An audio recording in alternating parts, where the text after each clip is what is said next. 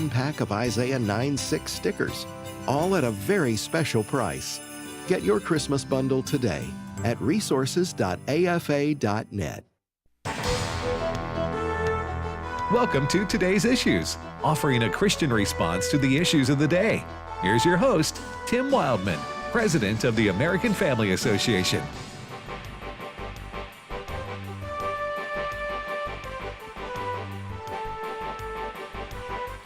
Hey, good morning, everybody. Welcome to the radio program Today's Issues on American Family Radio on this Tuesday, December the 5th, 2023. I'm Tim Wildman with Ed Vitagliano. Good morning, Ed. Good morning, Tim. Christopher Woodward. Hello.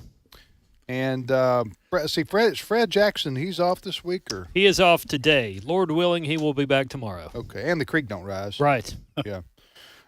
Fred, and our good friend, Dr. Ray Pritchard, is with us today from Kansas City, Kansas. Good morning, Ray. Good morning, Tim. How you doing on this fine Tuesday morning? It's a beautiful day here in Tupelo, Mississippi. It's about 61, 62, sunshine. What about you? Oh, it's I gotta see. It's clear, it's sunny, and it's 41 degrees, but there's no rain, no snow, and it's all blue skies. So we can do something with that. You can live with that. We can live with it. That's Gonna ride your bike today? Maybe my indoor bike. I don't know. 41 degrees. That can be a little chilly. Yeah, Ed, it takes about 30 minutes at my advanced age to put on all the layers of clothes. Gotcha. And you feel so you can just walk over there to your indoor bike and do it. Yes, and do it and do 50. You have one of those. What do you call them? Pelotons? Like a Peloton? You have one of those? It's a Peloton knockoff. It's a Schwinn that's like a Peloton, and I do. Is that when you pop the screen up and you think you're riding in the Alps and things like that? That's right. Instead of your living room, right? Is this when you have the Is this when you have the earphones on? And you have the person who's cheerleading you on? Cheering at you, yelling at you from someplace. Okay, you know what I'm talking about, Ed? Yeah. Oh yeah. Yeah. I've seen the commercials. That's what I'm saying. Well, when it's 41, you've just chosen not to participate. That's right. You know what? If I want to listen to someone yell at me, I'll just walk into the living room. I knew. You and I, Ed, you were thinking exactly the same thing. I walk upstairs. Yeah. I'm glad my wife doesn't listen to the program. She's busy doing something else. Me too. All I can say is, when it's 41 degrees and you're riding a bike, that wind chill picks up quite a bit. It's the same. That's why I don't go running, because I run like the wind, first of all. Right. And, when you can run that fast, the wind chill drops precipitously. And other people cannot keep up with us when we're running that fast. That's like right. the wind. Like the wind. It's the stories you guys tell about the weather that make me thankful. My dad moved his family down here in the 70s, well before I was born, from Ohio, because It was colder in Ohio. yes, it is. Yeah. Oh, yeah. Yeah. I'll take Mississippi any day. I remember when I was a kid in the 70s, man, the Ohio River, watching on TV, and the Ohio River was frozen. J.J. Jasbro talk about that. He grew up on the Ohio River. That's back when we had local freezing. And there was, you guys remember in the 70s when I think it was the Cuyahoga River going through Cleveland was on fire. It caught fire. The river caught fire. It was so polluted. January 19th, 1977, the Ohio River froze. The ice was packed 8 to 12 inches thick along Cincinnati. Wow. Well, I remember watching it was an NFL playoff game between San Diego Chargers and the Cincinnati Bengals, and it was like the Ice Bowl. Of course, there's been a lot of ice bowls over the decades, right? Right. But, I mean, it really was. It was like the frozen field, and the Ohio River people were driving cars over it. Oh. Who Pretty needs amazing. that? Anyway, moving right along, the older you get, the more you talk about the weather. That's right. That's right. And how to avoid it. Yeah. When it's inclement, as they say. All right, Chris, first story. Well, we got a couple of, let's do this, because I got a couple of faith-based stories, and this one is from across the pond here, and it involves something we have long talked about. The frozen pond, Chris? Or? Well, the Atlantic Ocean. It might have frozen. Yeah. I'm not sure. We'll ask Ken Ham or somebody at some point when we have them back on. But this one involves a story out of the UK, and I've got some sound here from the person in question. there's a guy named Dr. Aaron Edwards, and he taught theology at Cliff College in the UK. At least he did until this March, when he went on social media, X or Twitter to be specific, and talked about how there's a growing acceptance of homosexuality within the church. Dr. Edwards posted, quote, "Homosexuality is invading the church. Evangelicals no longer see the severity of this because they're busy apologizing for their apparently barbaric homophobia, whether or not it's true. This is a gospel issue, by the way. If sin is no longer sin, we no longer need a savior." The theologian wrote this back in February, actually. Well, Cliff College saw this and didn't like it, and they fired him, calling the statement unacceptable or inappropriate from their professor of theology. It's a faith-based school, religious ties, or Methodist ties, I should say. And I've got some audio here from Dr. Aaron Edwards. Who is he? He is he taught theology at Cliff College in the UK. He's the one who was fired. He's the one who was fired. He's the good guy. Yes. Yeah. He said that there are many people around the world that are being canceled or fired for their social media posts about things involving Christianity and the Bible. But the good news is some people have actually won their cases over the situation. Clip 7. I think we are going to see a huge increase of these kind of cases. It's already becoming completely normal. I'm already not surprised when I see more things come into my inbox or people contacting me to get in touch. Look at this story, it's similar to yours. This is just happening all over the place. But positively, there's also pushback, which I think might also change the way people think of these. So there have been cases that are being won by Christians standing up for free speech, which is really positive as well. Well, look, this is clearly a trend in the West. It's clearly a trend in the United States, but it is more advanced in Europe, and especially the UK. The UK, for some reason, has kind of led the charge in this. And Ray, What charge? Well, the charge to suppress any and all commentary against homosexuality. There was a Finnish member of their parliament who was arrested and criminally charged. Now, she won her case, to the point being made by this gentleman. She was criminally charged for talking about what the Bible says about homosexuality. And that was in Finland. So, Ray, I got to say, I'm not surprised by the tie to the Methodist Church in the UK. That was the denominational connection of the Bible College that fired this theologian. And so I'm not surprised by that tie in the West, although I do want to say that in places like Africa, the United Methodist Church or the Methodist Church, I don't know if it says... It's called Global Methodist now. Well, the actual United Methodist churches in Africa have remained conservative. Mm-hmm. Ray, this is kind of a bizarre split in the Methodist Church. Well, part of the irony here is you have England, home of John and Charles Wesley, founders of the Methodist movement. J.C. Ryle, great conservative Church of England bishop and author from the late 1800s. England, the home of Charles Haddon Spurgeon, and in more recent days, J.I. Packer, John Stott, and many great, Martin Lloyd-Jones pastored in London. So England, there's a great biblical heritage in England, and it is sad but not surprising. I almost said, Ed, sad and shocking, but it's not shocking anymore. That you can take a great movement like the Methodist movement, which had deep biblical roots, great evangelical heritage. When you cut yourself off from your biblical heritage, this is exactly what happens. And God bless this man for standing up and speaking the truth. And I think he's right. It's going to happen much more, not just in England. It's happening in America. It's happening across the West. And thank God for these churches in the places like Africa who are holding the line on biblical standards. Right. Let me some good news on this front here in the USA is that the United Methodist Church is breaking apart. Right.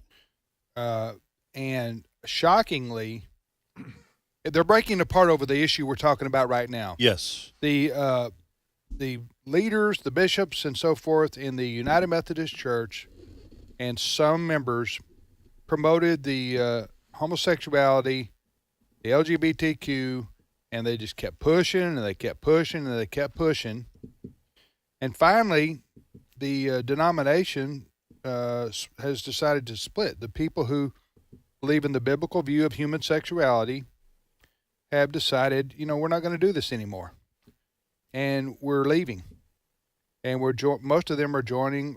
I'm talking about United Methodist churches, and I'm talking about this is growing. I don't think the bishops and the leaders of the United Methodist Church ever expected this to happen, because with a lot of United Methodist churches, you got to give up your property. I'm talking about the physical property of the church building, and the land they own has been owned by the denomination. So if you want to leave, you got to surrender that. That's been the consideration that a lot of these churches have had to make. And now the churches are saying, we'll buy the property from the denomination, but we're not surrendering on this issue, because the Bible is clear and explicit.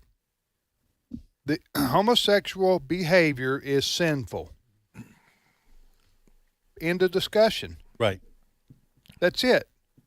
Homosexual behavior is sinful. The Bible is not ambivalent about that, or what am I trying?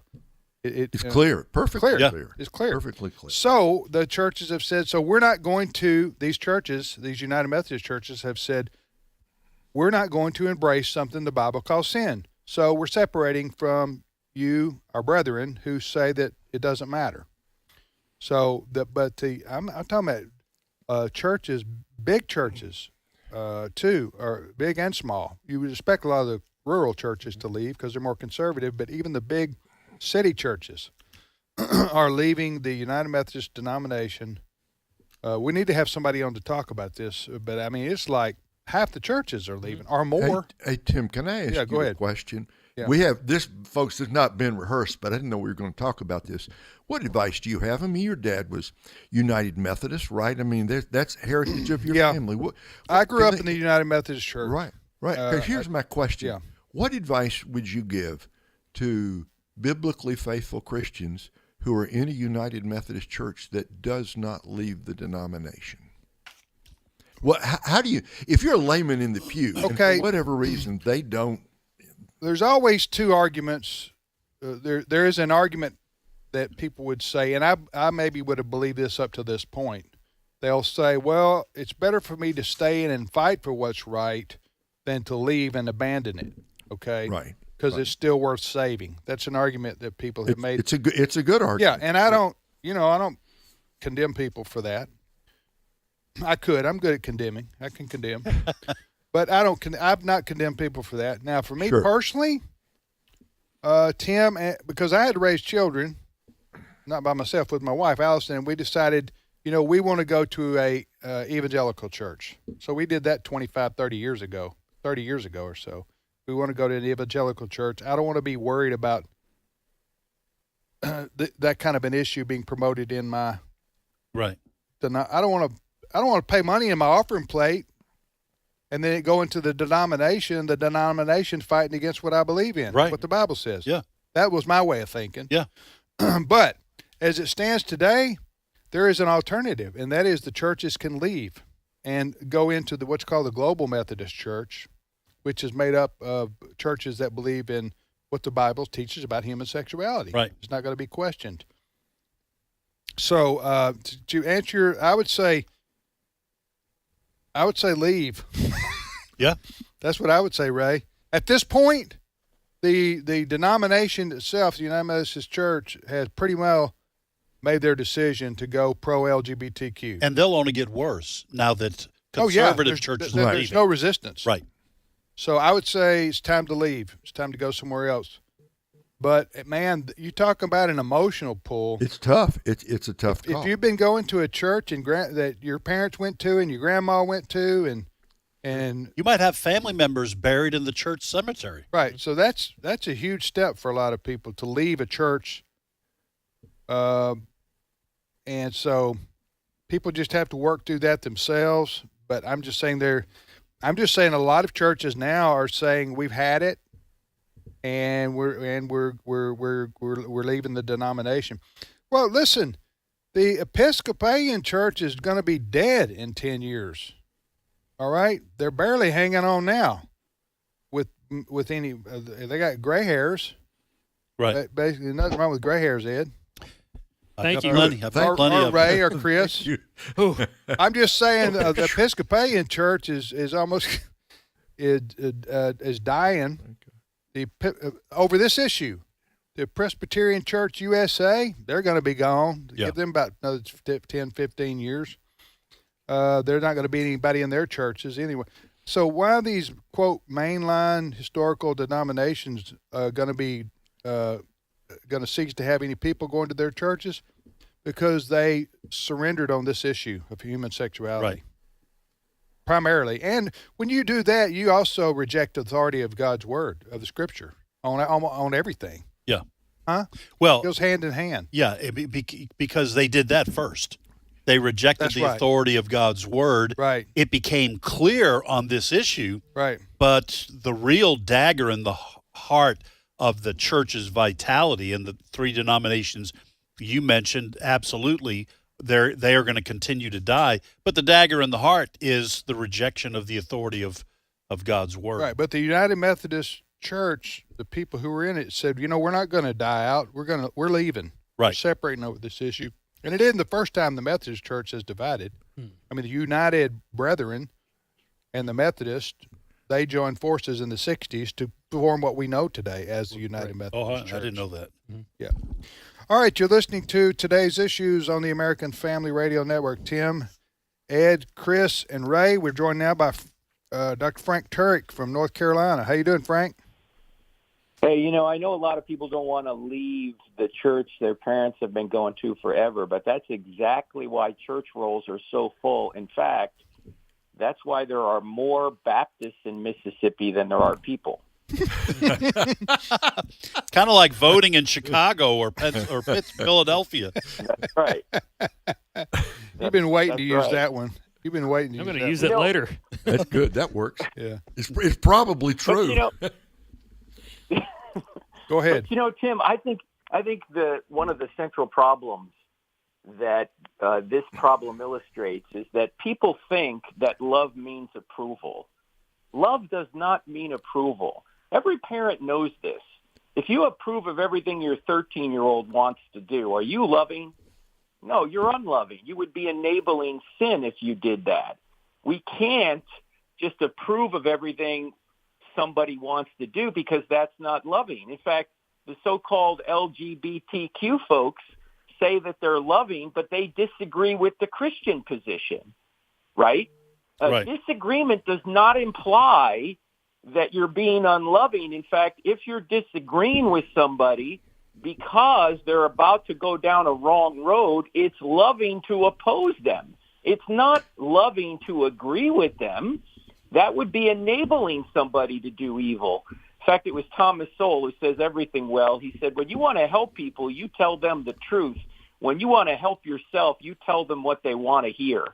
And that's what people have been doing. They've been telling people what they want to hear rather than what they need to hear. Yeah, no, you're exactly right. Actually, the churches in America that are growing are the ones primarily, there's some exceptions, but primarily the Christian churches that are growing are the ones who are committed to the authority of the Bible. Right. Am I right? Of course. Huh? Yeah, no, that's absolutely right. Why would it be any other way? Why go to a place where you're just going to hear what you could watch on MSNBC or CNN, right? Why Right. not go to a place that actually believes what the Bible says and gives you a firm foundation from which you can live your life and know that there's an eternity beyond this life?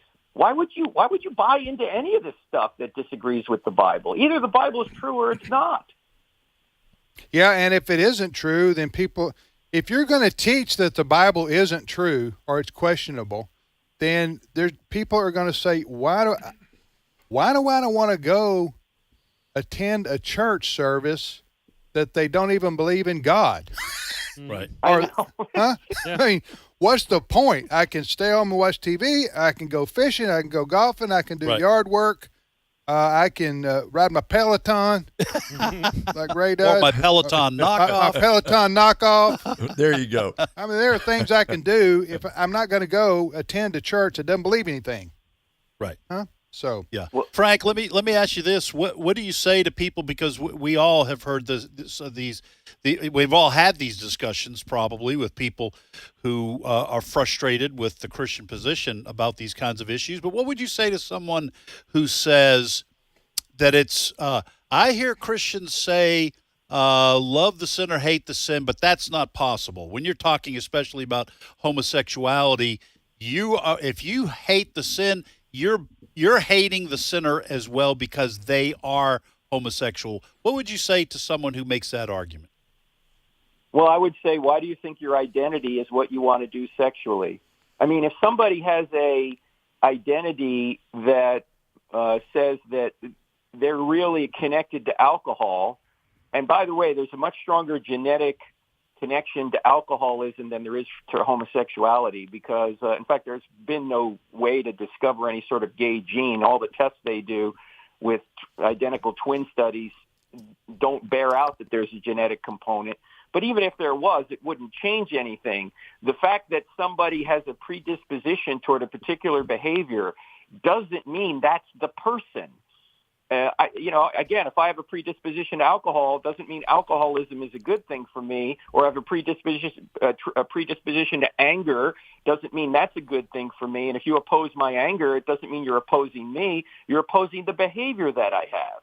If I said I had the anti-gay gene, would that make gay bashing okay for me? No, you would say that's still wrong. You shouldn't do that. The problem is that people are taking their identity from what they do. When Christianity points out that your identity is not in what you do. It's not in what you achieve. It's in what you receive. Your identity is what you receive from God. It's not what you achieve. If you have to achieve your identity, all the pressure's on you. Somebody else can always do it better. And what happens when you lose your ability to achieve what you think your identity is? I mean, if our identity is our sexual preference, what happens when we can no longer sexually perform? We no longer have an identity, or we're no longer sexually preferred. We no longer have an identity. No, our identity is not in what we do. Our identity is in what he did, what Jesus did. You receive your identity. You don't achieve it. Is that a period? So that sounds like good stuff. Or is that a comma? like an exclamation. Or is that a Frank Turek comma? Exclamation. I'm waiting for pushback. Come on. No, listen, that's good preaching. Yeah, amen. You ought to take that on the road. You ought to go to college campuses and stuff. Yeah. That's a good idea, Ed. I think I'm going to start doing that. Call it cross-examined. I don't have enough faith to be an atheist. Are you traveling today? What a great idea. Are you traveling today? No, sir. I am home today. And the next event I'll be at is Charlie Kirk's event out there in Phoenix in a couple of weeks. We'll go to TPUSA to learn about that. A lot of speakers are going to be at that event in Phoenix. But then next, in January, we're going to be starting with college campuses again. If anyone wants to bring us to a college campus, just go to crossexamine.org, click on Bring Us to Campus, or even your church, and we're happy to come on out. Okay. So in December, you're going to Phoenix. You're not going to Wisconsin or Minnesota? Minnesota, no. Oh. All right, you're going where God calls him, Ed. Yes. Okay. That's right. And during you got a problem with that? You go talk to God about it. And this is the same thing with Dr. Ray Pritchard. That's my plan, too. Both Ray and Frank, God always seems to call them to warm weather places during the winter. Right. Florida in January, baby. And he would you, too, if you'd listen to him. Yeah. Okay. All right. Thank you, Frank. Thanks, guys. God bless you. The reason I was asking Frank was he's usually on the Comrex, now he's on his cell phone. Frank's got issues, I'm being told by my producer. Brent has exorcised the demons. We had some technological issues with him. Oh, technological issues. I thought you said Frank has issues. Yes. Well, the two are mutually exclusive. I've known he can have technological issues and personal issues. We'll be back in a minute. Stay with us.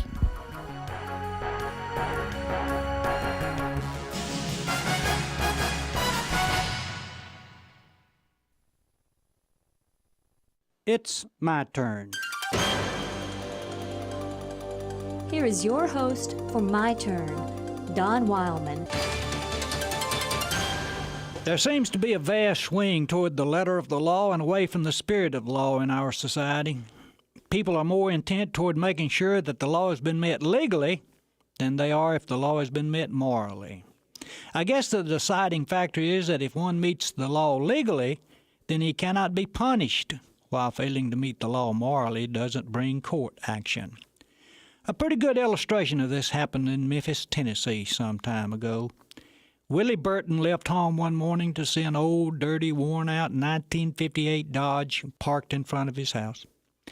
When he returned home from work late that evening, he noticed that the car was still there. And because it was nearly blocking his driveway, Mr. Burton called police. The police told Mr. Burton that according to law, it was not sitting near enough to his driveway for them to ticket it. Mr. Burton then asked the police to move the car because he was afraid one of his 2 children might dart from behind the car and be struck by another automobile. But he was told by police that, according to the law, the car had to sit there for 5 days before it could be towed away. Mr. Burton was certain that the car had been abandoned, but he could not get it moved because of legal technicalities. The law set up to deal with the problem made the problem impossible to deal with. You know, there are several things like that in our world. Take the church, for instance. It's very easy to become a member of most local churches. But because of technicalities set up to protect one's relationship with the church, it's nearly impossible to keep an honest membership of the roll. Most rules concerning membership in the church are set up to protect the membership and to make it meaningful. However, we have completely forgotten the spirit of those rules and have taken them legally. So if a person's name is on the church roll, he is legally a member of the church even if he hasn't been in 20 years or given a dime during that time. The spirit of the rule, that the member be an asset to the church and to himself, is never taken into consideration. Only the legality of the rule. And legally, they're still members, but morally and spiritually, they're not. You know, this type of dealing with things has a very deadening effect on people. It can destroy the very thing we set out to protect. If you don't believe it, ask Willie Burton. The car sat in front of his house for 5 days like the law said. But on the 3rd day, Lisa Gale Burton, age 4, darted out from the car and was struck by another automobile. She was pronounced dead at the hospital. More important than the letter of the law is the spirit of the law, and the method in which we approach it often is a matter of life and death, spiritually as well as physically. This has been My Turn with Don Wildman, a production of the American Family Association. Search me, God, and know my heart. Test me, know my anxious thoughts. See if there is any offensive way in me, and lead me in the way everlasting. Psalm 139, verses 23 to 24. American Family Radio. This is Today's Issues. Email your comments to comments@afr.net. Past broadcasts of Today's Issues are available for listening and viewing in the archive at afr.net. Now, back to more of Today's Issues. Hey, welcome back, everybody, to the radio program Today's Issues on the American Family Radio Network. Ed, tell folks how they can watch this here show if they want to. Well, if you are inclined to watch, or if you're reclined, beautiful and handsome people on the air, then my suggestion is look elsewhere. But truth has never been spoken more clearly. Yes. But if you'd like to look at us while we do this radio program, you can do that. There are 3 options. You can go to YouTube or Facebook and search for Today's Issues. On YouTube, I think it's Today's Issues Live. Or you can go to our own streaming platform, streaming.afa.net, streaming.afa.net. You can watch the live video stream. On our Facebook page, we post the stories that we talk about. Yes. And when we have Chris on, he really does a super job getting every story, every link posted. My legal name now is Link Woodward. I changed it during the break. Link. As long as you don't go missing. Sounds like a Hollywood name, you know. Link. I like it. Link Woodward starring along with Tom Cruise in the latest Link Woodward. We have diffused the bomb. Ray Pritchard's with us in Kansas City. We three are in Tupelo, Mississippi, and we thank you wherever you may be listening to AFR. All right, so Jenna Ellis joins us now. Jenna is the host of Jenna Ellis in the Morning on American Family Radio, 7 to 8 o'clock Central Time each weekday here, and she joins us. Good morning, Jenna. Good morning. And, I'm so glad that I'm calling in because I am too pretty to be alongside all of you on the video stream. So. Well, duly noted. Just a fact. No argument here. Yes. No, that's right. Just a fact. And no vanity there at all. No, it's just a fact. Yes. I speak truth on this show, That's right. I'm willing to say the things that no one else will. Go boldly where I got to tell you, pretty woman has gone before. I don't think you're the only one saying that. You said the truth. More pretty than us. That no one else will. That's a low say. bar to get over.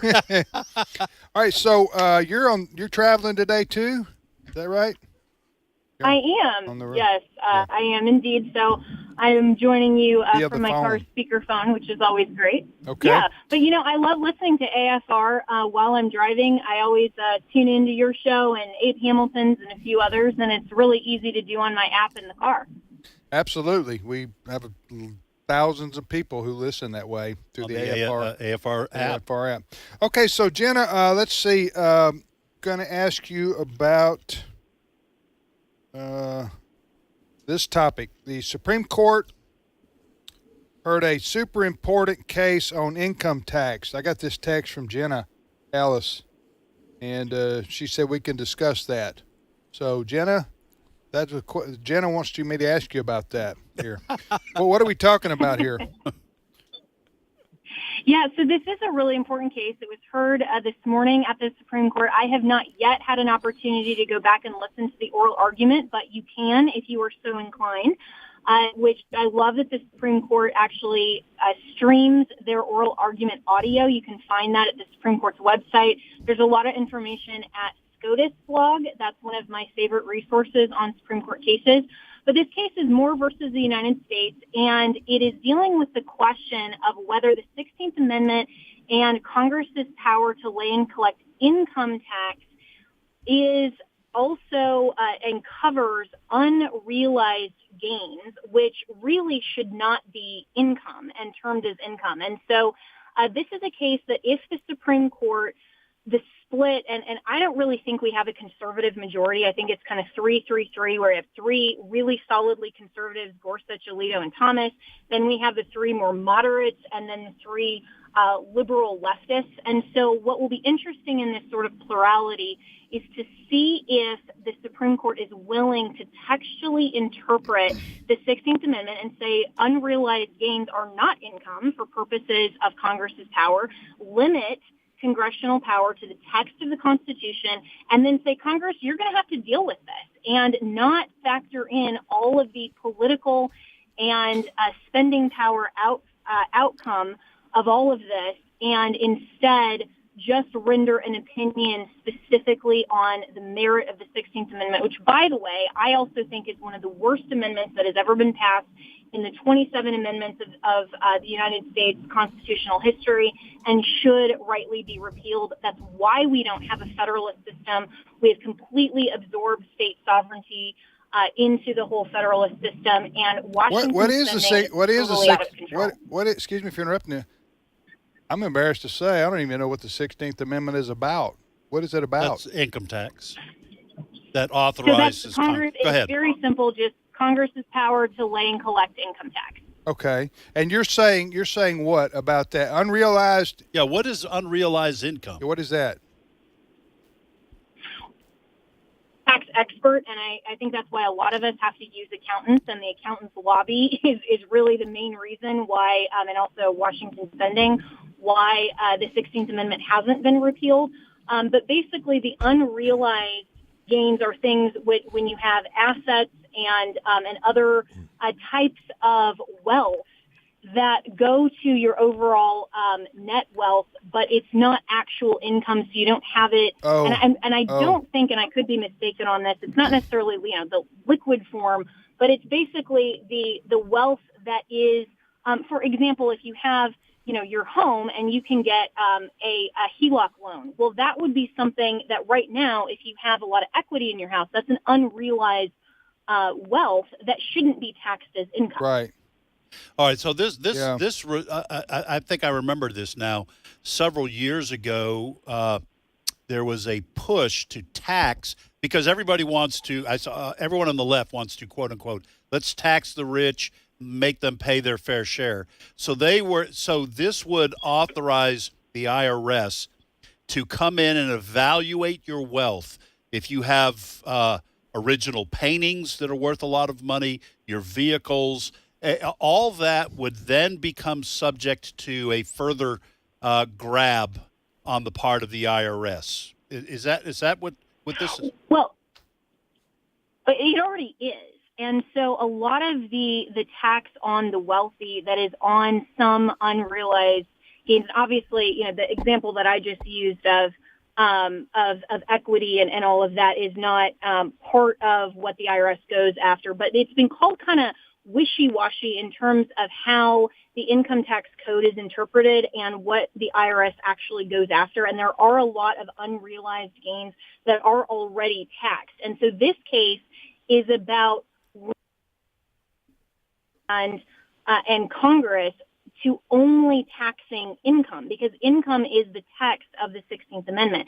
And so if the Supreme Court holds Congress and the federal government just to the text of the 16th Amendment and income, that is going to have a drastic implication into the billions of dollars in terms of the federal government's ability to tax and then spend, which Republicans have really just ignored over the last, since the early 20th century, basically conservatives, and then especially over the last 40 years or so. And it was Barry Goldwater back in the 80s. I mean, I was born in 1984, so this is, a long time ago. Even then, in his book, The Conscience of a Conservative, was talking about how the uniparty within the Beltway in Washington wants to overtax and compel you to give money to all of these projects that really have no basis in the Constitution, have no basis in legitimate funding, and it's a compulsory giving to the federal government that genuinely is a taking. And I think this also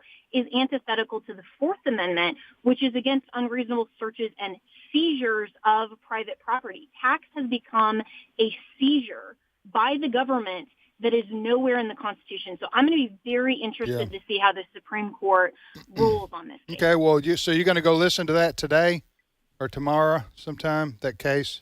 I plan to break it down tomorrow morning on my show with a couple of the clips from the justices. And, you can never really tell how they're leaning, but sometimes their question gives a good indication what they think is the most important in terms of their opinion. So the fundamental question at hand of the Supreme Court is going to give a decision on.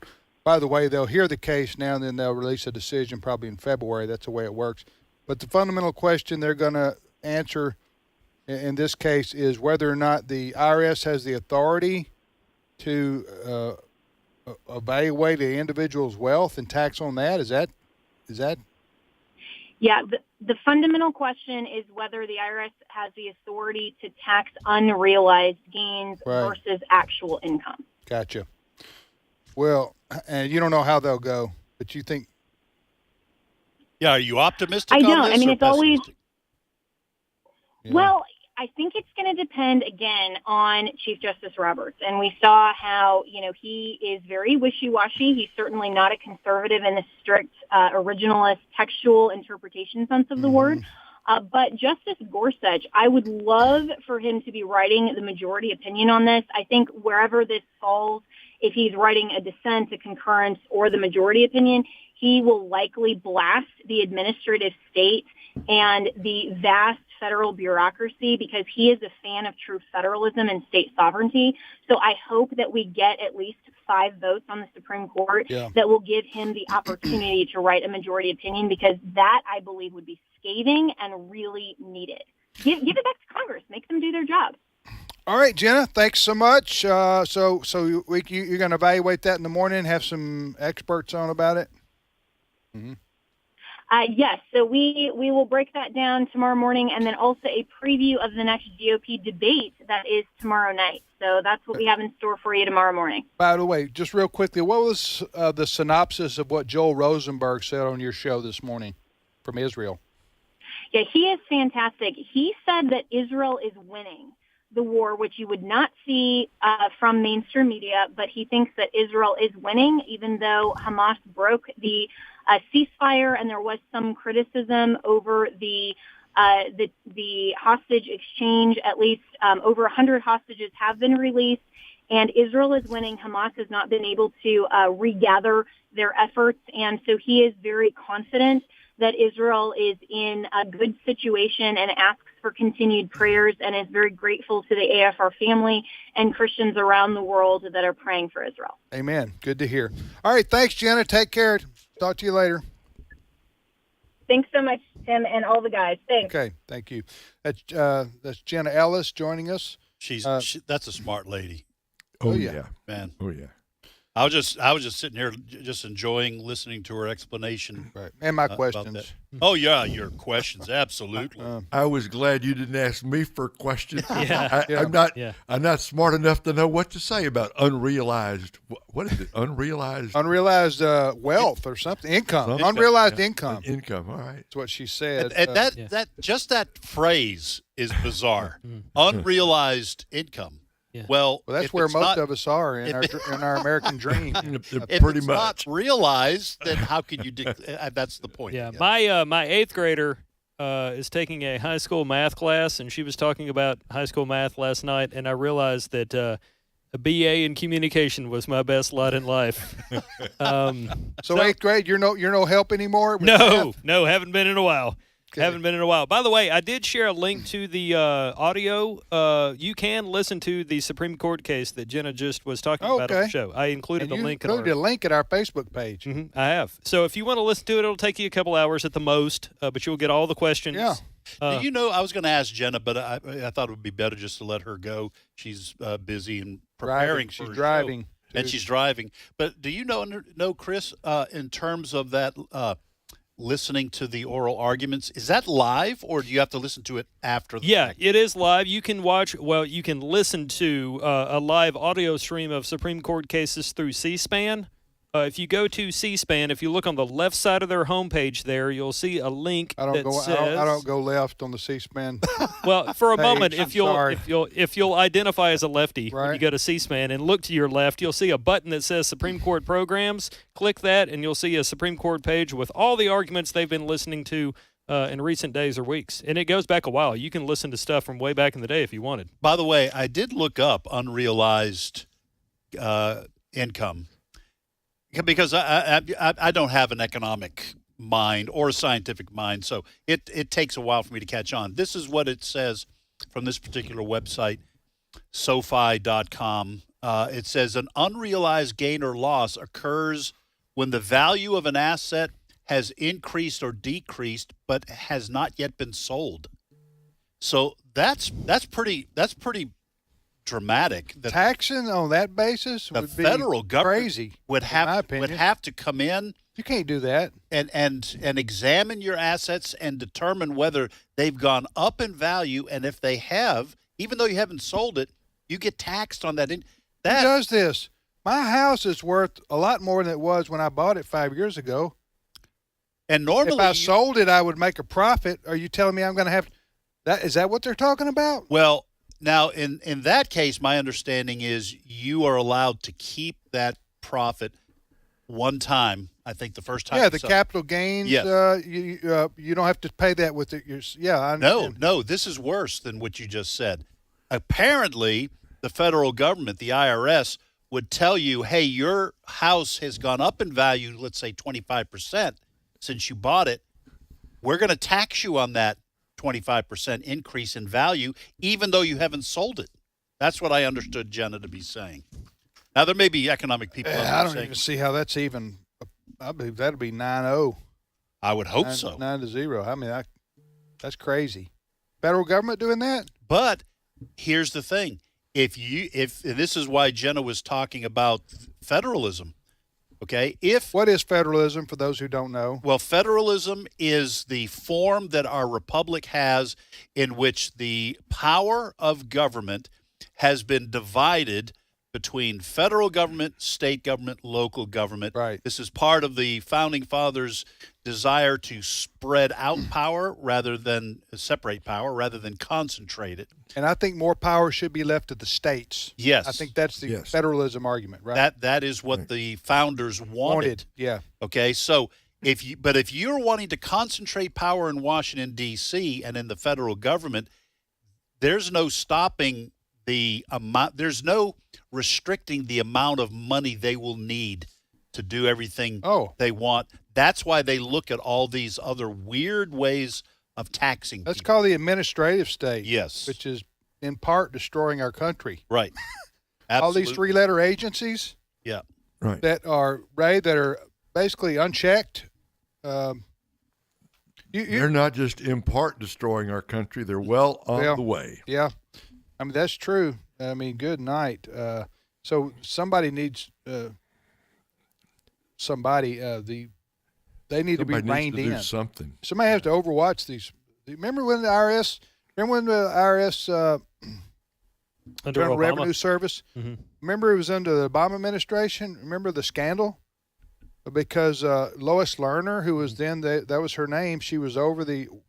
I don't think she was over the whole She IRS. wasn't. She was over a division of the IRS that would accept or deny applicants, and she and her team were categorically denying applicants for a nonprofit status based on their names. If they had named Patriot in it or just conservative groups, she and her team were intentionally discriminating against. Yes.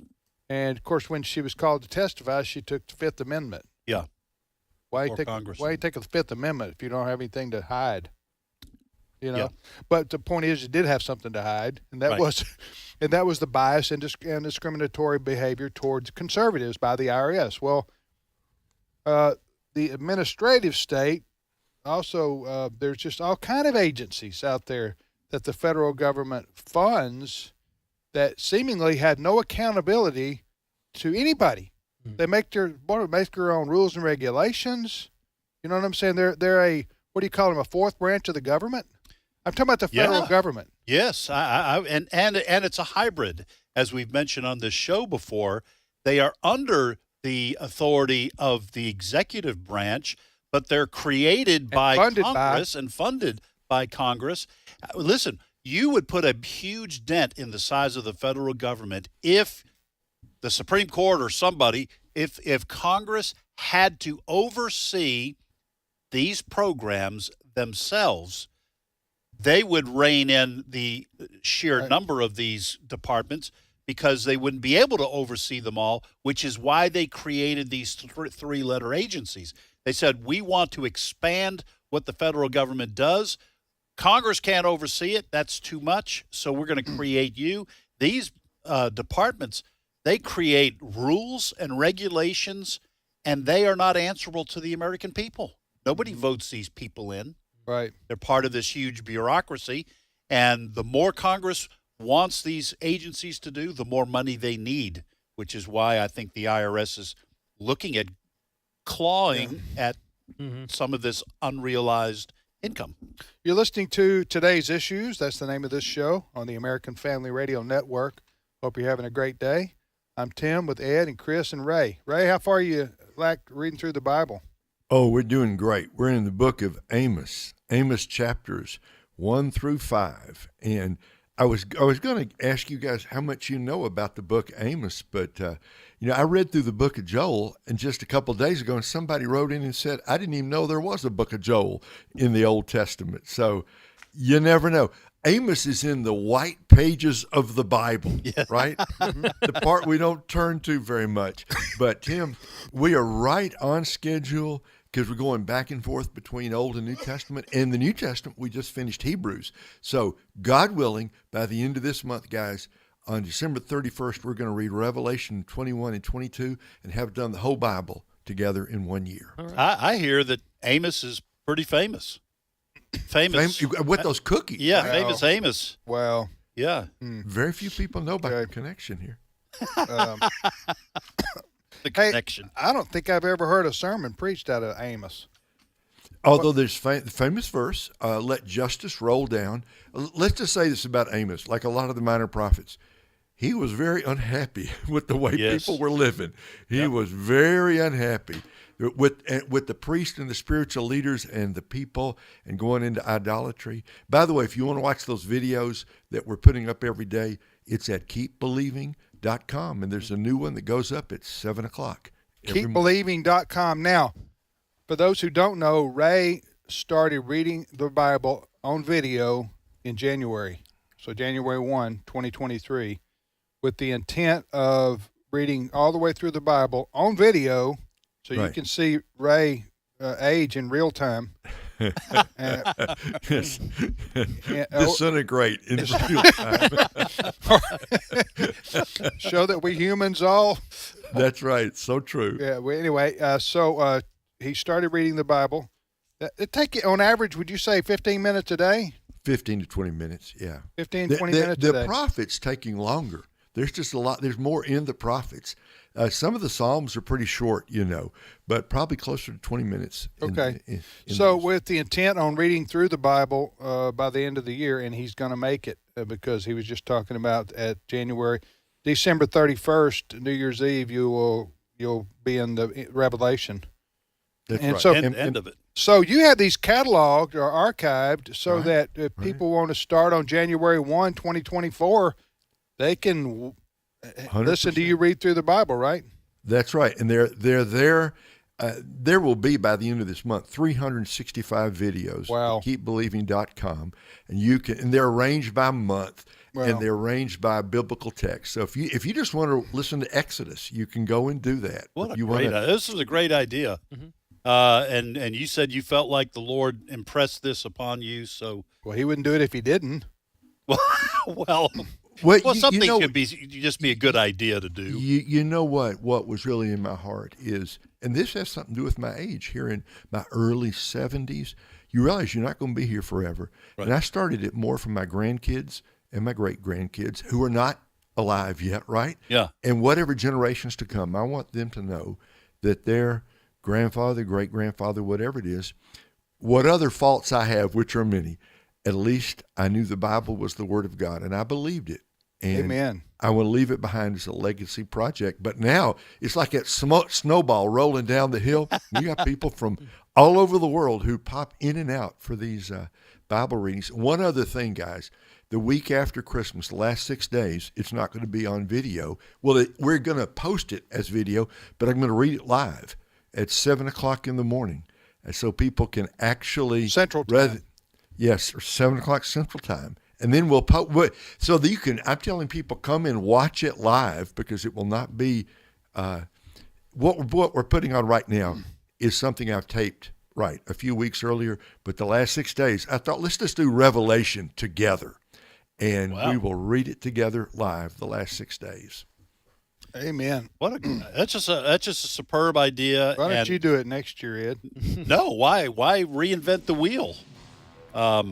Yes, I am also running out of runway, like Ray said. So, but good way to put it.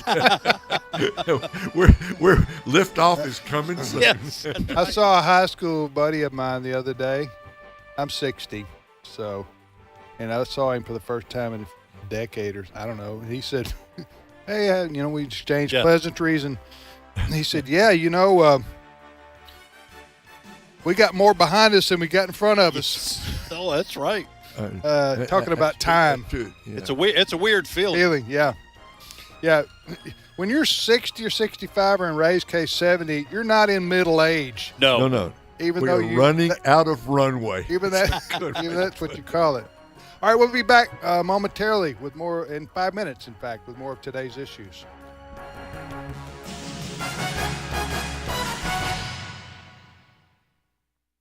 The views and opinions expressed in this broadcast may not necessarily reflect those of the American Family Association or American Family Radio. Faith, family, freedom. American Family Radio. The Bible makes it clear that God is the one who gives life. It's a gift that we shouldn't take for granted. Unfortunately, there are those who have a different view of life's value. They would fight for the right to kill an unborn baby and sneer at anyone who believes that human life begins at conception. Life is precious to God, so let's continue to defend the sanctity of life. A reminder from AFA. This is American Family Radio, a listener-supported ministry of the American Family Association.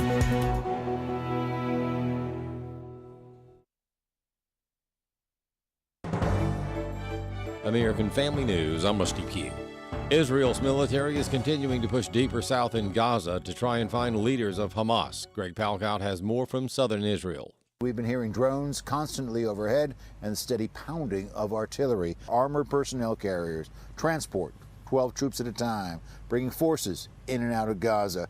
And they're pretty good at deflecting small arms fire and shrapnel shells. Now, the attention is on principally the southern part of Gaza. That place is called Khan Yunis. That's where it's believed the leadership of Hamas is hiding out. Some of the heaviest Israeli airstrikes of the campaign are happening there. There's been a variety of Israeli firepower hitting Gaza Strip hard. Also, critical areas in the center and the northern part of the country. Anti-Semitic behavior is rampant on college campuses across the country following Israel's retaliation in Gaza for the October 7th attack by Hamas. As Republicans in the House hear testimony from college presidents on the situation on their campuses, students at several colleges appeared on Capitol Hill at a news conference to tell their stories and call on their school presidents to take action. Among them is Bella Ingber, a junior at New York University. Being a Jew at NYU is being surrounded by students and faculty who support the murder and kidnapping of Jews because, after all, as they say, resistance is justified when people are occupied. It is being surrounded by social justice warriors and self-proclaimed feminists whose calls for justice end abruptly when the rape victims are Jews. A California poultry processor is accused of hiring children as young as 14 to work with sharp knives. The U.S. Department of Labor says Los Angeles-based company The Exclusive Poultry not only hired young teens to debone chickens with sharp knives, they also hid the minors in closets when investigators came around asking questions. The company sells its chicken to retailers like the Aldi grocery chain and Ralph's Grocery Company, whose parent company is Kroger. The Labor Department started investigating in August 2022 when an adult worker filed a complaint with the agency. As part of a consent decree, The Exclusive Poultry has agreed to pay almost $4 million, including back wages, damages, and $200,000 in civil penalties for hiring children. The company also agreed to 3 years of monitoring of their hiring. Tanya J. Powers, Fox News. Parents and organizations in Iowa are filing a federal lawsuit. It's over a law that would keep books and discussions that are not age appropriate out of schools. In other words, the plaintiffs want their kids to have access to explicit material. Bronson Woodruff has more. The law passed in Iowa earlier this year forbidding books from school libraries that deal with sexually deviant material. This includes books depicting sex acts, except for religious works, including the Bible. The Guardian reports the American Civil Liberties Union of Iowa and Lambda are suing, saying the law, quote, seeks to silence LGBTQ+ students, erase any recognition of LGBTQ+ people from public schools, and bans books with sexual or LGBTQ+ content, end quote. This lawsuit is filed on behalf of the organization Iowa Safe Schools, as well as 7 Iowa students and their families. Ryan Ben is director of policy at the Family Leader. He said the term ban is misleading. He called it a straw man argument. Book ban would typically mean like these books are no longer allowed. These kids can access these books. That's not what this law does. It just gets these books out of the libraries and requires that books be age appropriate. He talked about what's not age appropriate. And defines that in a way that prevents books that have I believe the term is description or visual depiction of a sex act.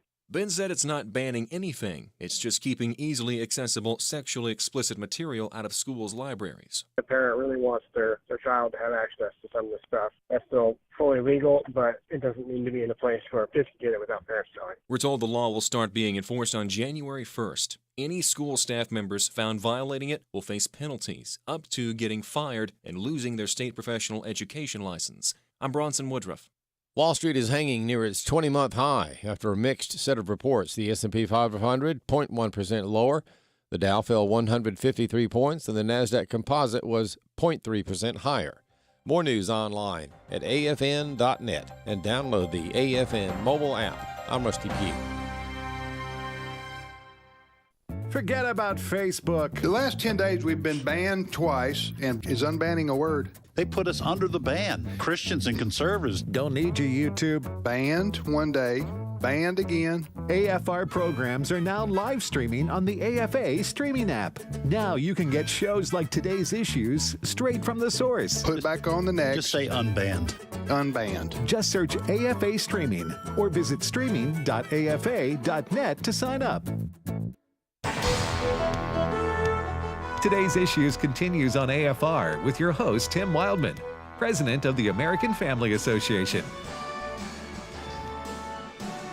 Hey, welcome back, everybody. I'm Tim Wildman with Ed Vitagliano and Ray Pritchard.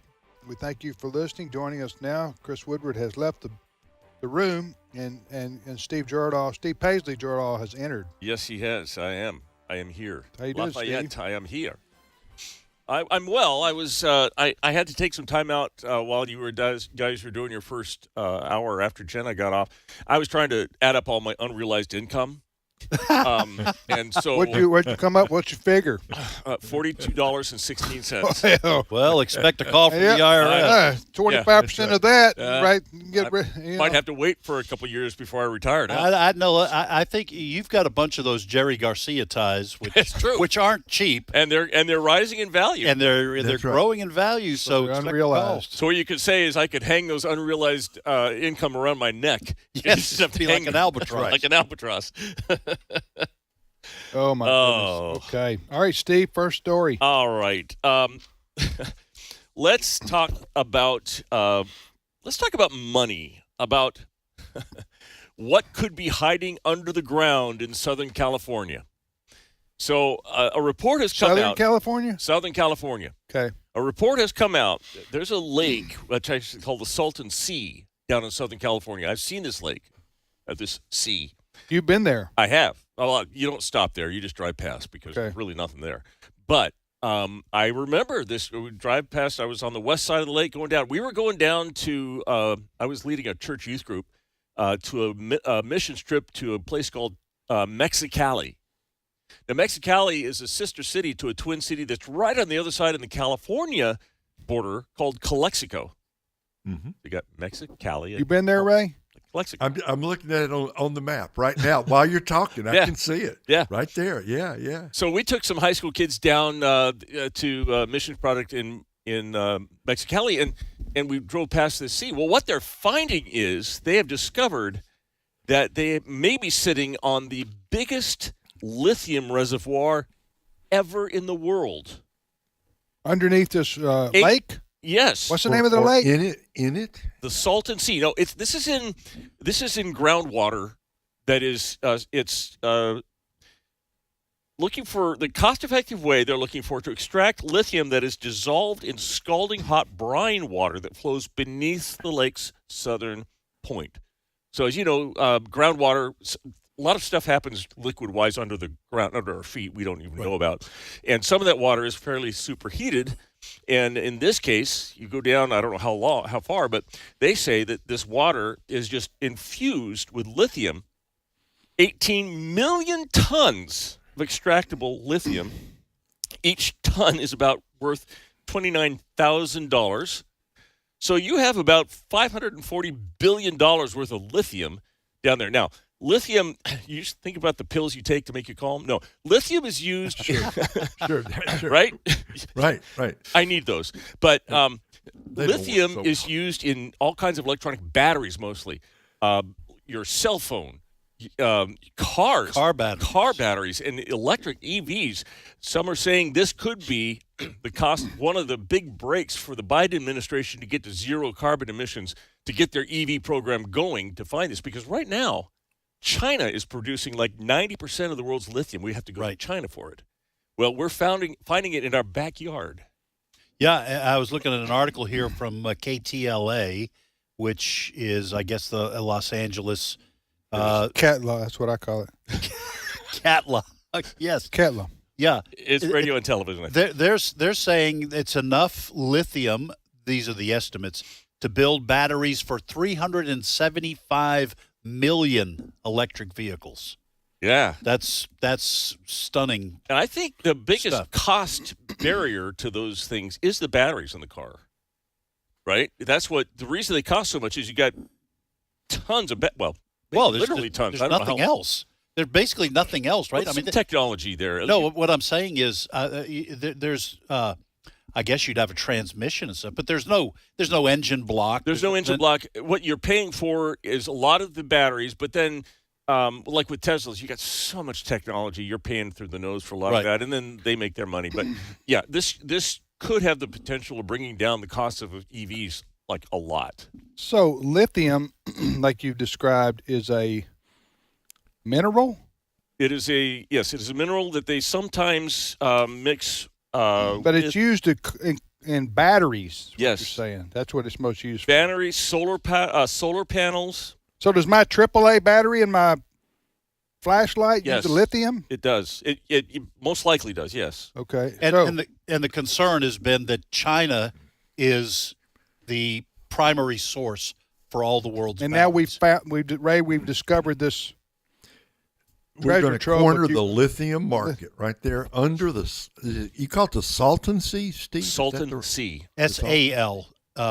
Salton. Salton. Spell it. SALTON. Salton. It's not Sultan. Not like the not Sultan. And you're saying it's actually lithium that's in the ground underneath the. It's in the water. It's in the water system underneath the south part of the Salton Sea. So who's Jed Clampett here?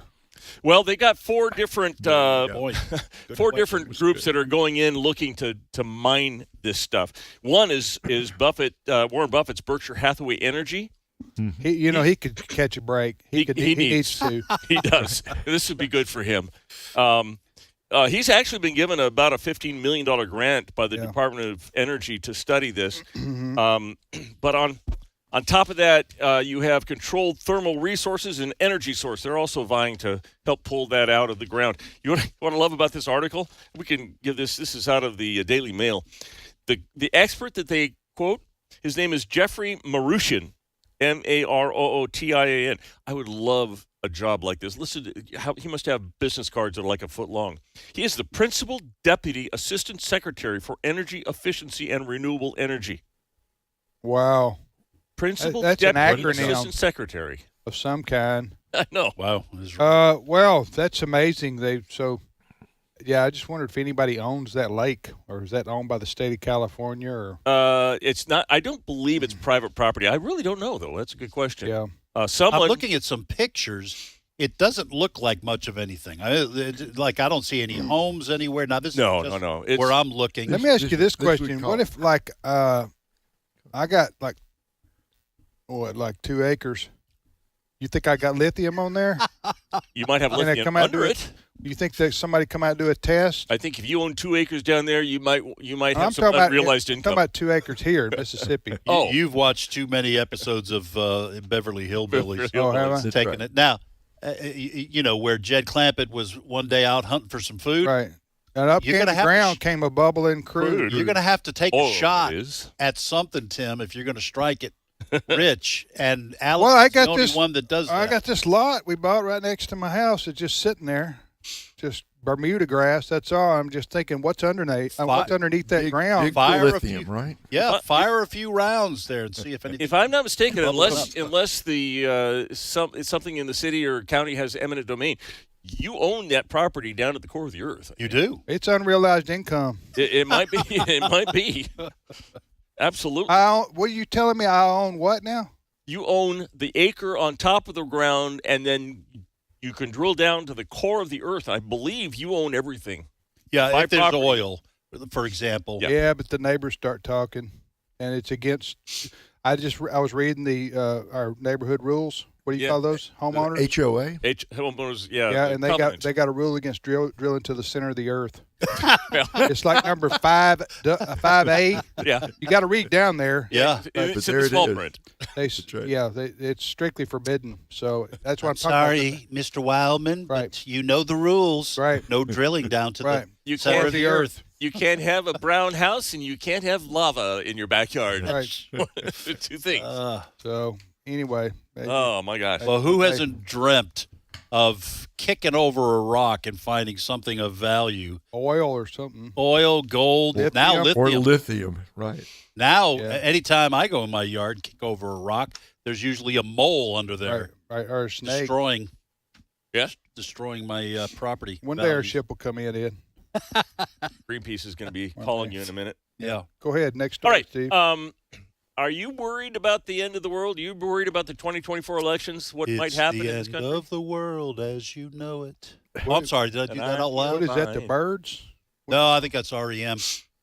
The end of the world as you know it. 80s rock. And I feel fine. And I feel fine. I feel fine. Anyway, we're finding out that according to a Finder survey, now Finder is a group that apparently tracks... Not Pfizer. Not Pfizer. They've done enough surveying. Believe me. Okay. They've got some unrealized income. Okay. Bada boom. But Finder, I guess it tracks preppers, people that buy a bunch of food and stuff and put it in their garage so that they have it just in case, the world blows up. Prepper is. Got family members. Yeah. Ed does too. We're not going to name names. As I do. I wasn't saying it for your necessarily your benefit. And it ain't Ed and me. It's somebody else. We'll know where to go. We're too far along we'll in know life. where to go when know where trouble to go comes. when the end of the world comes. According to this Finder survey, 40% of Gen Zs, that's people born after 1997, say they have spent money on doomsday supplies, water, canned food, anything that's going to last a while. Buckets of rice, buckets of beans. Yeah, stuff that's going to go.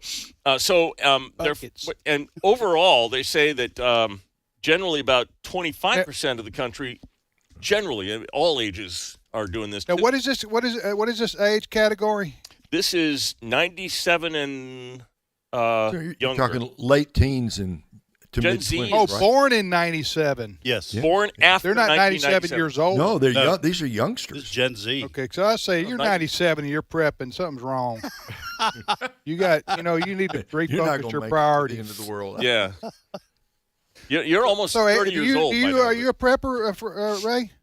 Look, I'm all in favor of food, and when trouble comes, you want to make sure when the trouble comes you have enough toilet paper. Okay, I read that article that's stocking up toilet. That's just practical, friends. That and peanut butter, you're going to need it. Well, this is the way I look at it. In not to disparage my family, some of my family members who are sure enough preppers, is I want to have enough for 2 or 3 weeks if something happens, there's no power, no but water. a black swan event, you're going over to his house. Well, and even that, I've had these discussions with members of my church back when I was pastoring. So if I prepare for 5 years of no access to Walmart or Sam's Club, what am I going to do when my neighbors come knocking on the door? Am I going to use part of my 600,000 rounds of ammunition to start shooting at my neighbor, Right. and say, get away. That's not loving your neighbor. Get away from my my blast door. Well, listen, so what you're saying, this story is saying the point of the article is that Gen Z, is that what they call them? Yes. No, this is Gen X. Gen Z, you're right. Gen Z. And they're from what age to what age, basically? So if you're born in 1997, you would be, 26 years old? So 26 years old and older to... Young is what we're talking about. College, late teens. Born after They're that prepping. and younger. Yeah. They're basically... Well, listen, I'm like you. In all seriousness, Ray, I think you're like you're talking about here. In all seriousness, we do have imperishable food. Right. And water stored away in case you need it for 3 weeks or a month. You could eat. Yeah. Okay, so that's just common sense. We've all lived through power. I've lived through power outages for 10 days because of an ice storm. Right. Or your roads blocked. You couldn't get out, or I don't know. There's a lot of things that can happen. A tornado, or you should be able to survive. Now, some people can't do that. They don't have enough income to provide for that. But what if your grocery store closed, though? That's what I've thought about, Ray. Grocery stores everywhere. What if they ran out of food? The shelves aren't. Right. Remember the pandemic? Remember all the shelves being I mean, that didn't last. People weren't starving, but you'd go in grocery stores and you'd go, wow. All the pasta was gone. All the rice was gone. Right. All those kinds of. Well, what if the supply chain in our country went down, and for a week, 2 weeks, 3 weeks, a month, and people were used to getting food? What if there's an attack on the power grid? And we've talked about this many times over the years. Right. What if, the EMT or whatever they call that? Yeah. EMP. I mean, it's going to happen at some point or another. And I want to circle back, Steve, to you in just a second here, but I agree with you guys. I think it's just a practical matter of looking to the future.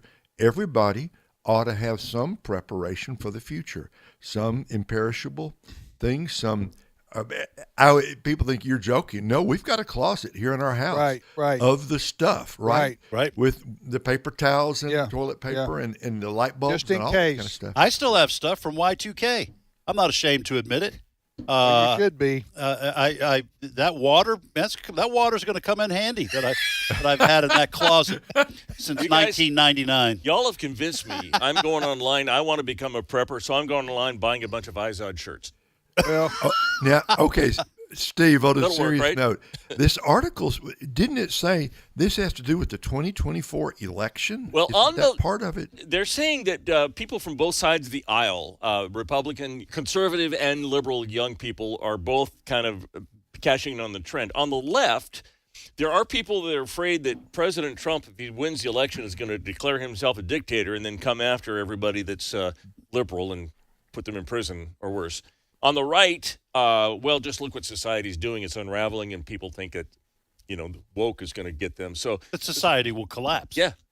You guys mentioned toilet paper just on the side. You know that I grew up on the mission field. We went to Africa for a bunch of years. Mozambique, right? Madagascar. Madagascar. I mean, yeah. So Not the same thing. When we went, we sold most of our earthly possessions. We kept a piano and some stuff in storage here, and we took all of our things we wanted to take, clothes and stuff we wanted to keep. We put them in oil drums. You know those big oil right oil drums that are right. Sure. And we brought about like 10 of those over. 3 of them we filled with toilet paper. We brought toilet paper from the United States because we heard that you don't want to use the toilet paper over in that part of the world. Why not? It's not Charmin. Let's just say that. Okay, I think we're getting. You're going to cause me to start speculating, and I'll cross It's not some line. comfortable. Yeah, it's not comfortable. It's not comfortable. What? The toilet paper over there. Oh. Well, look, I want to keep hitting on this point. It's good to be prepared, guys, right? It's perfectly biblical for us to be prepared. You got all the proverbs about, in the summer, in the summer, the squirrel gets the food to make it through the winter. I think that's smart. And it will be interesting. We may have this conversation in different contexts next year as we're moving up toward goodness, considering everything that happens around in 2020. Goodness knows what's going to happen next year. Day 10 of freeze-dried salmon.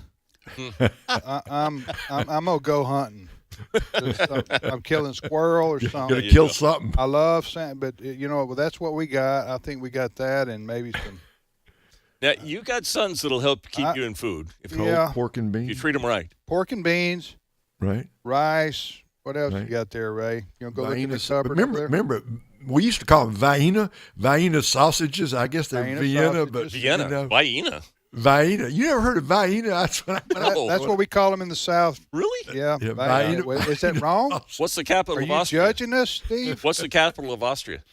I don't think these are from Vienna. What did you call them in New England? Austria. Ed, what did you call them in New England? Vienna sausage. I'd never heard of. No, I don't. The little sausages. Yeah, no, I know. I don't think we had those. You pop the can. You don't know what they're made from. In the metal can. That's right. Does anybody ever even read the side to see what they're made out of? It's better. Don't. Until I married my wife, who's from Mississippi. Again, if someone doesn't know, I'm from the Boston area, New England. I had never heard of Vienna sausages. I'd never heard of potted meat. Is that funny? Yes. I'd never heard of potted meat. That's all I ever heard it called. You guys have heard of potted meat, right? It's just potted meat like roast beef. Just Well, no, it's kind of like that's pot roast. This is way underneath pot roast. Way underneath. This is beneath Spam, I think. It's just kind of like some kind of hash. Yes. You don't know what kind of animal it really came from? Listen, you I don't think, want to ask. I think it's all the stuff that they don't use from the animal byproducts. I think isn't it a meat from the naga? From a what? The naga, the one they make couches out of, the naga hide. Naga hide. Yeah. So I say Vienna sausage. You start laughing. No, you say Vienna sausage. Well, it is what Ray said. Vienna I'm sausage kind of, and some I'm kind of more saltine crackers and sophisticated. ROC Coca-Cola. I've never heard of that before. Vienna sausage. They're prepping. Back to the whole prepping idea, and these what 22 to 35-year-olds. 27 and younger. They think there may be a problem like next a civil war. They are not optimistic about the future of the country past 2020. Listen, I had a guy tell me, who's a very smart man, and a good friend of mine. He said, I said, so who you supporting in the election? And he told me, and he said, if there is an election. I thought that's kind of weird. If there is I've heard. You've heard that before? Lots of people saying that we won't even have the election.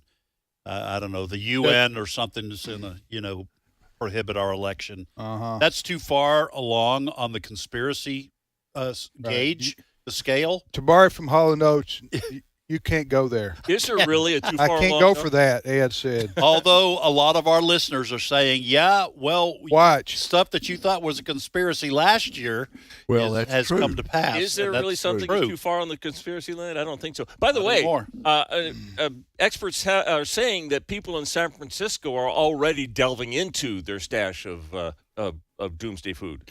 In San Francisco, they delve into a lot of stashes. That's true. It's so true. Legal and illegal. Yeah. I guess everything's legal there now, though. Even stealing. Some people think there'll be civil unrest. We're already seeing civil unrest with this whole Israel-Palestinian, the war, and people expressing themselves in uncivil ways here. Then they go back to the BLM and the whole. Yeah, this has been the summer of love, baby. Yeah, mostly peaceful. Well, we'll see. But there's going to be. We do have a presidential election next fall. That's the rumor. Or so you think. That's the rumor. All right, you got about what I don't know, 30 seconds. Yeah, I got about a minute. You want to talk about Bigfoot? No, why don't we do this? So, you know that a lot of companies have stopped advertising on X, what used to be Twitter, because they are supposed. They got mad at Elon Musk, who posted something that was anti-Semitic, or a link to something that was anti-Semitic. Right. He apologized for it. I forgot. I don't know all the details of it. But they pulled their advertising. A bunch of companies, including Disney, pulled their advertising. Right. Well, Babylon Bee got a hold of that, and this is their headline: child grooming content on X reduced by 83% after Disney pulls their ads. Now, that's a satirical website, by the way. It is, and we have a good laugh. But listen to this. You know how X has these reader notes where people say, "This is the fact check." This is what they say, and the readers added this context. As shown in the image, this is a satirical article made by the Babylon Bee. The article is believable in a way that warrants a community note. So they're saying it's not true, but it could be. Yes, it's got that's actually an indictment on Disney. Yes, exactly. Right, and the image of Disney. There's enough truth in this satirical article that we do need to make it the point that it's a satire. Yeah, which is a sad testimony for Disney. Sad. It's sad. Absolutely sad. Sad. Well, I don't know what you guys are going to do, but I'm going to go build up my supplies, my ammunition. Just wait till my neighbors come calling. I got to pick out eyes on shirts. Save us all. Vienna sausage. What is it? What is it called? Vienna sausage. There you go. That's what I'm talking about. All right. If you even go deeper in the woods, it's called Vienna. I'm sure that's true. Totally. Deeper in the woods. Get you some Vienna sausage and crackers. You can survive. All right. We'll be back tomorrow. Have a great day, everybody.